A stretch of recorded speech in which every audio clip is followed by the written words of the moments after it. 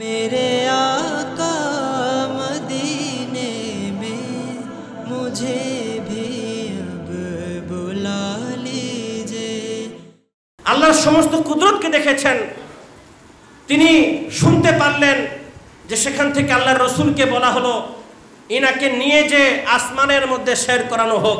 এটা তো আসমানের জমিনের এই চন্দ্র সূর্য যা কিছু এদের সাথে তো আল্লাহর রসুলের বন্ধুত্ব অনেক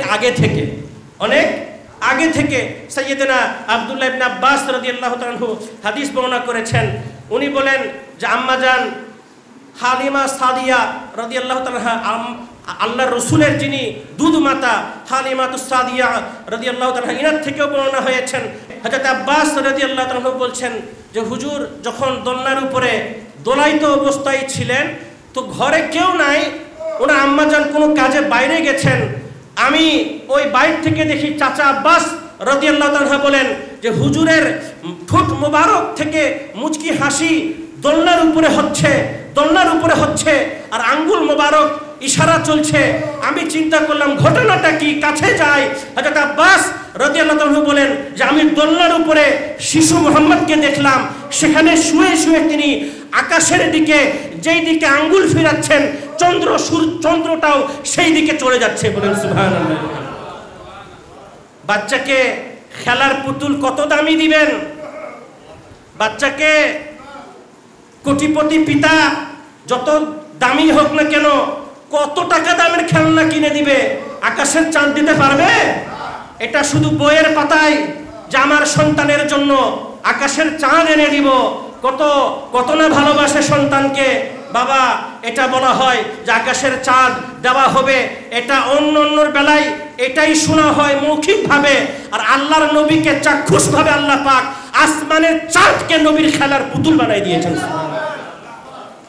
হযরত আব্বাস রাদিয়াল্লাহু তাআলা বলেন যে আমি দেখলাম যে হুজুর করিম দোলনা মোবারকে যেইভাবে ইশারা করছেন, দেখছি চন্দ্রটা এইভাবে দোলাদুলি করছে, যেদিকে আঙ্গুল ঘোরাচ্ছেন সেই দিকে চন্দ্র ঘুরতেছে। হবেই না কেন, উনি যখন সূর্যের দিকে ইশারা করেছেন সূর্য দুই খণ্ডন হয়ে গেছে।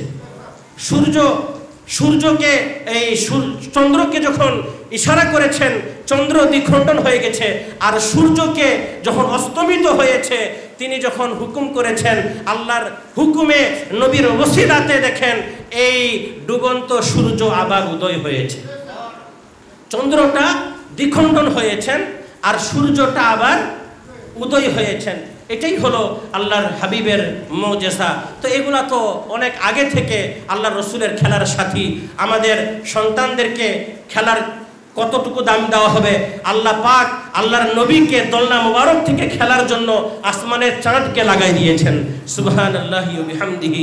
সেই রসুলে পাক যখন এই বেলাদতের সময়ে এসে আসমানে উনাকে নিয়ে যাওয়ার হুকুম দেওয়া হলো, মেঘমালাতে ঘুরানোর হুকুম দেওয়া হলো, অর্থাৎ তার মানে আল্লাহর রসুল যে বেলাদত হয়েছেন উম্মতেরা এসে মোবারকবাদ জানাবে তার আগে উনাকে শায়ের করার জন্য পাঠানো হয়েছে যে তিনাকে পরিচয় করিয়ে দাও আসমানবাসীদের কাছে, জিয়ারত করিয়ে দাও যে নবী মুহাম্মদুর রাসূলুল্লাহ তাশরীফ এনেছেন। সুবহানাল্লাহি ওয়া বিহামদিহি। এরপরে আমেনা রাদিয়াল্লাহু তাআলা বলেন যে একটু পরে আল্লাহ রসুলকে আবার হুজরা মোবারকে আনা হলো। এরপরে আরেক দল আসলেন, আরেক দল এসে বলতেছেন ইনাকে নিয়ে যে সাগরের মাঝে নিয়ে যে সফর করাও।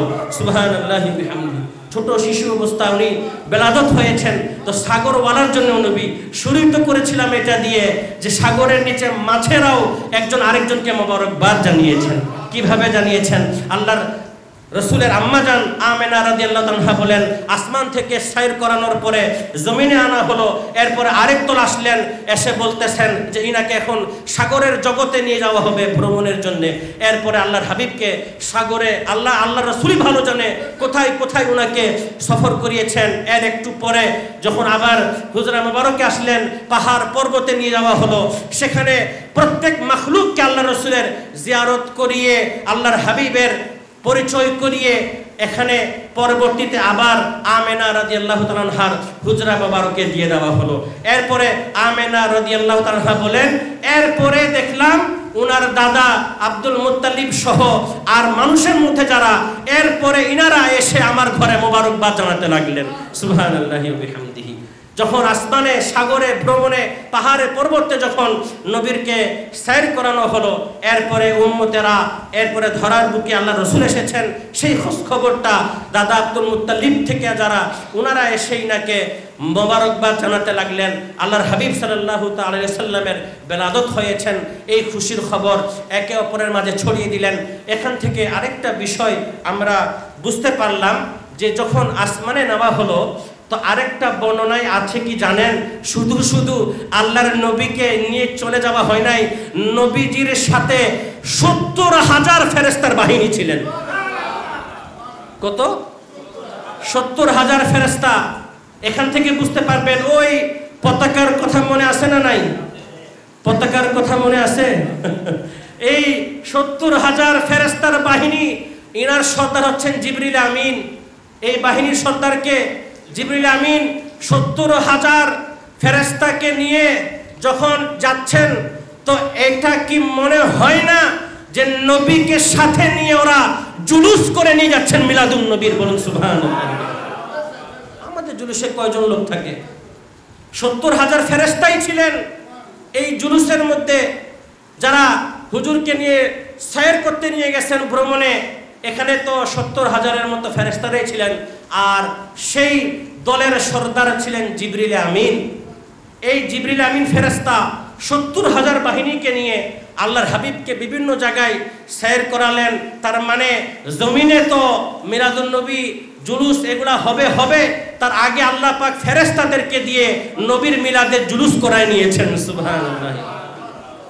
ফেরেশতাদের মাধ্যমে নবীর আমাদ হওয়ার, বেলাদতের জুলুস ফেরেশতাদের মাধ্যমে আল্লাহ পাক করিয়ে নিয়েছেন। তার কারণ নিশ্চয়ই এই ৭০,০০০ যদি ফেরেশতা হয়, তো ছোটখাটো তো জায়গা হবে না, ছোটখাটো জায়গা হবে না, এটা তো আর এক জায়গার মতো হবে না।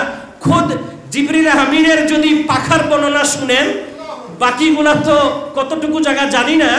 ফেরেশতাদের সর্দার জিবরিল আমিন, ওনার বর্ণনায় বলা হয়েছে এই প্রথম আসমান, মানে ৭টা আসমান রয়েছে, এই যে আসমানটা, এটাকে বলা হয় সামাদ দুনিয়া, দুনিয়ার আসমান।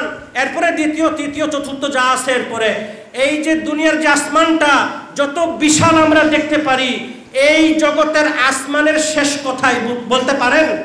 যেদিকে দেখবেন শুধু আকাশ আর আকাশ।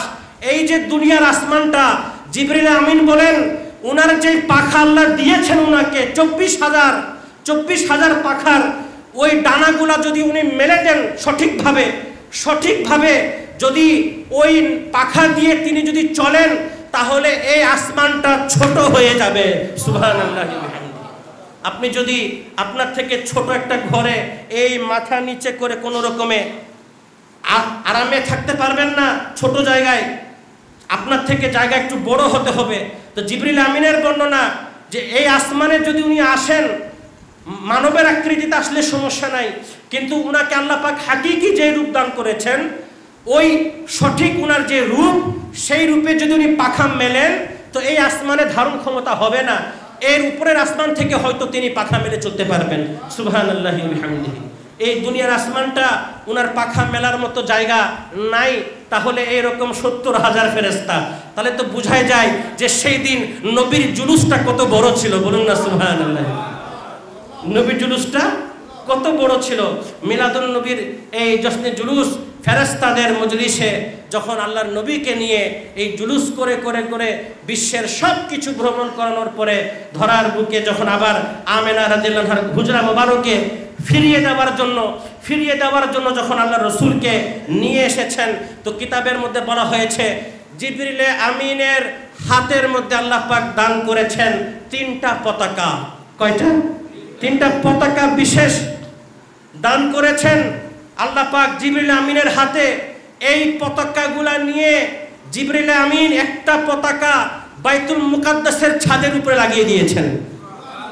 ফিলিস্তিনে যেটা দেখেন বাইতুল মুকাদ্দাস, এই বাইতুল মুকাদ্দাসের ছাদের উপরে জিবরিল আমিন একটা পতাকা দিলেন। আর একটা সিনাই পর্বত, যেটাকে বলে তুরে সিনা যে পর্বত, ওই পর্বতের উপরে আরেকটা পতাকা নিয়ে যে লাগিয়ে দিলেন। এরপরে রাসূলের পাক যখন আমেনা রাদিয়াল্লাহু আনহার ঘরে তাশরীফ আনলেন, ওই সময়ে জিবরিল আমিন আল্লাহর পক্ষ থেকে প্রদানকৃত এমন একটা পতাকা নিয়ে আসলেন। ওই পতাকাটা 3 নম্বর যেই পতাকা খানায়ে কাবার ছাদের উপরে লাগিয়ে দিলেন। সুবহানাল্লাহি ওয়া বিহামদিহি। খানায়ে কাবার উপরে সেখান থেকে এলান হয়ে গেল 12 রবিউল আউয়ালে আল্লাহর হাবিবের বেলাদত হয়েছে। খানায়ে কাবার উপরে পতাকার মধ্যে লা ইলাহা ইল্লাল্লাহ মুহাম্মাদুর রাসূলুল্লাহ দিয়ে ঘোষণা দিয়ে দেওয়া হয়েছে।